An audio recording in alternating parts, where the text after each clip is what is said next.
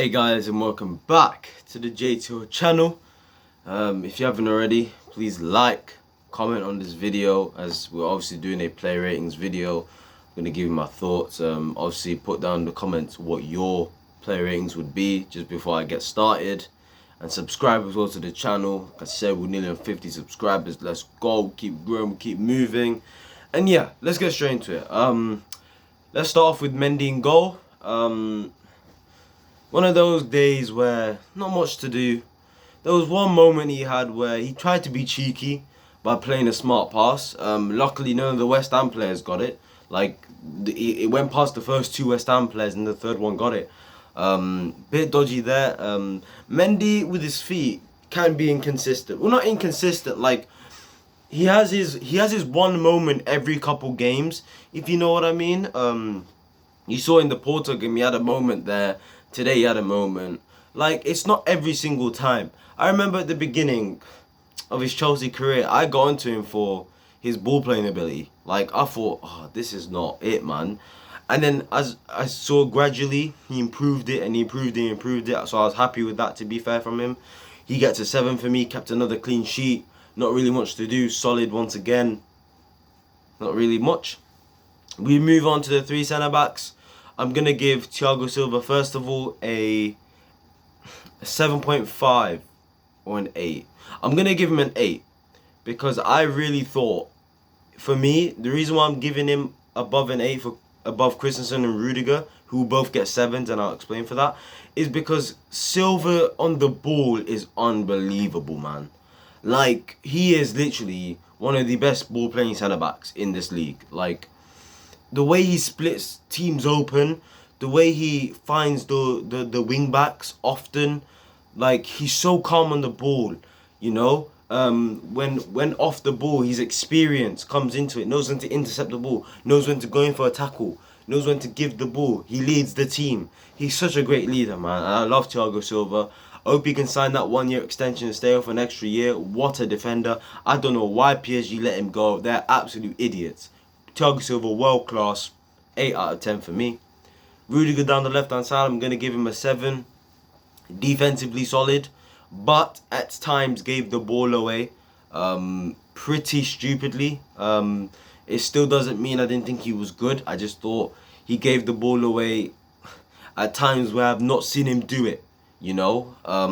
So yeah, 7 for Rudiger, solid today. Beast mode. He kept, who was down that right hand side? Bowen was down that right hand side, kept him quiet alongside Chilwell. Once again, I feel like him and Chilwell are just so, in ways they complement each other so well, and I like that, and I really like it between the two of them. So I'm happy for those two having a relationship. So yeah, great. That on the pitch, the communication's well. They cover each other when they need to. And yeah, they're constantly talking and that, so solid from Rudiger. Christensen down the right hand side of the back three, 7 as well. Again, solid.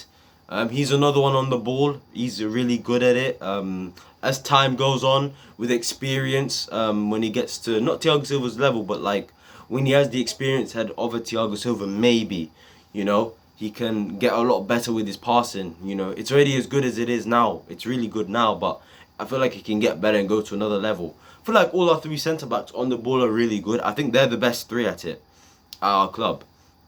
It goes Silva, Christensen, Rudiger, and then Zuma for me.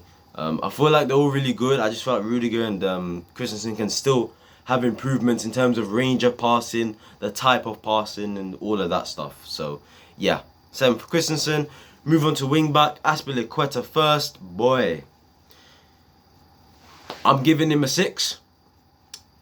I don't think going forward he didn't offer anything for me.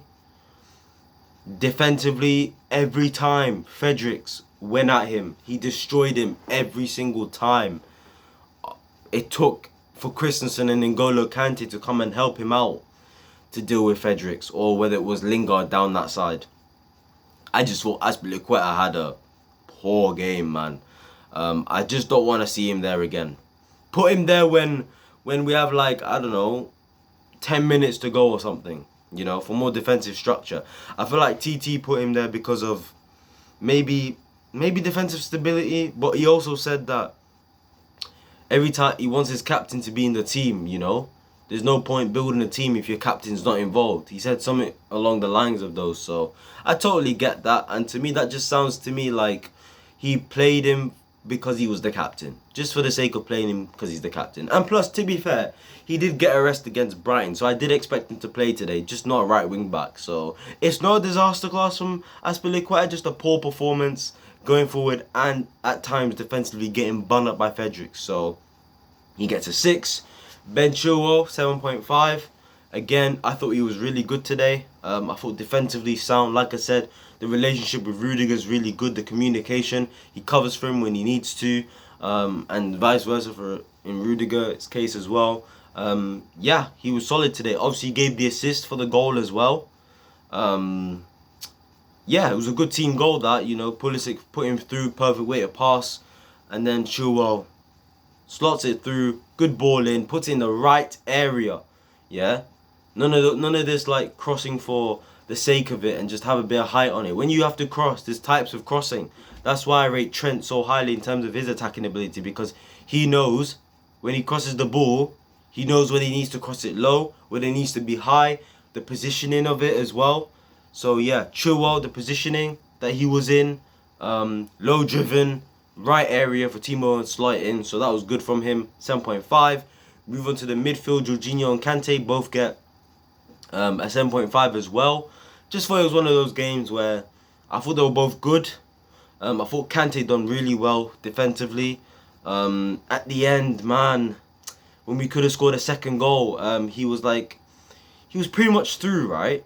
And then I thought, okay, give it to Ziyech, and he didn't give it to him. He took too long. And then what he done was, he got it past the defender real quick, yeah? And I was like, okay, go on, Kante. And he just messed up the pass. And sometimes Kante's pass does frustrate me, even though I still think it is very underrated, his passing, regardless. So yeah, 7.5 for Kante. Defensively, solid. Saw interceptions, you saw tackles from him. Helped out Jorginho a lot as well. So credit where credit's due for N'Golo Kante. We now move on to Jorginho, 7.5 as well. Felt like he dictate the play. He knew when to speed it up. He knew when to slow it down. Another one who shows his leadership as well. You know, obviously we all know yesterday he had his thoughts on Lampard, saying the job was too soon for him and all of this stuff. And honestly, some of the reactions I saw from Chelsea fans online was a joke. I don't know what the problem was. You know, even somebody abused him by calling him a certain word, which I'm not gonna say on YouTube, or I'll get in trouble. And I thought, that's ridiculous. You're having a go at him because he's spitting facts. Like, and people forget, yeah, Frank Lampard gave Jorginho vice captain, so hold that in it. Simple as. Just solid today. Dictated the play, like I said. Slowed the tempo down, speeded the tempo up. Defensively good as well as always, because he's really improved under Thomas Tuchel. The form is top class. Been one of Chelsea's best players since he's come through. Since Thomas Tuchel's come in, sorry. So, yeah, Jorginho, 7.5. We move on to the front three. Pulisic first. I'm going to give Pulisic a 6.5 today. Simply, the reason why he's not getting a 6 is because he played the ball to Chilwell. He got the pre-assist for Chilwell to then get the assist for Timo Werner. You gotta understand, the pass was good. It was low driven, like I said. No bobbles in it. No height in it. And the main part was the weight of pass was perfect, because you gotta understand, yeah, when somebody needs to set up a cross, the person who's gonna set the guy up to cross the ball, the weight of pass has to be good. It has to come to his feet for them to hit it first time. Which is why Chilwell could cross the ball first time, low driven, into a good area of the box, because Pulisic's weight of pass was good. So, but other than that, Pulisic was, I feel like he slowed the game down a bit for us. He slowed down the tempo. I feel like, again, he's still someone that I don't think understands Timo's game a bit, because he was supposed to play 1-2 with him. Timo gave him the ball and Timo was gone. I'm thinking, Pulisic, give the ball to him. And then he didn't. There were times where he could have given the ball to Kante when he was through, maybe. I just thought Pulisic wasn't great today. Couple good dribbles and that. But other than that, and the weight of pass he played for Chilwell, I just didn't think it was his best game today. And look, you know, he'll bounce back in the next game, hopefully, if he starts. We don't know. And yeah, 6.5 for Pulisic today. Mason Mount gets an 8. Personally, he's my man of the match. I just thought, like I said in my review, the performance was just meh from the team. As a team, we were okay. So I'm giving Mason Mount man of the match because Mason Mount is Mason Mount. He does what he always does in every game, and that's perform. You know, couple trickeries in there. You know, decent balls in. You know, he just done what he had to do. Really, Mason Mount just did his thing today. You know, it was nothing special, but I'm just giving him man of the match because, you know, Timo Werner, who we're gonna get into right now. Oh, this one's hard. I don't want to give him a 5 or a 6. You know, simply because he scored the winner, I'll give him a 7. Simply just because he scored the winner. Oh no, you know, 7.5. Just because he scored the winner. He's the reason we are actually now solidified. Well, not solidified, but we are in the top 4 now. We won the game 1-0. His goal. Tap in. We want to see more of that. Get tap-ins in. But boy, in the 54th minute, the guy should have scored, man. He should have scored, man. I don't know how he misses that. The guy could score and still miss a sitter, bruv. Like, come on, man. I know you have to take it one goal at a time, but you should be burying that. And Timo Werner is just one of those players. He sort of not reminds me, but like, he does remind me of Salah. Salah, you see Salah, yeah? This guy, you don't understand. He drops stinkers most of the time. He drops stinkers, yeah? But when he's in that box, and when you need him to do what he needs to do, and that's score goals, he scores the goals. Salah hasn't had a great season, but he's still got 20 goals. That's still really good. And with Timo, it's the case of he's only got, what, 6 goals in the Prem this season? Overall, it's 11 goals, 12 assists, 6 goals in the Prem, 5 assists.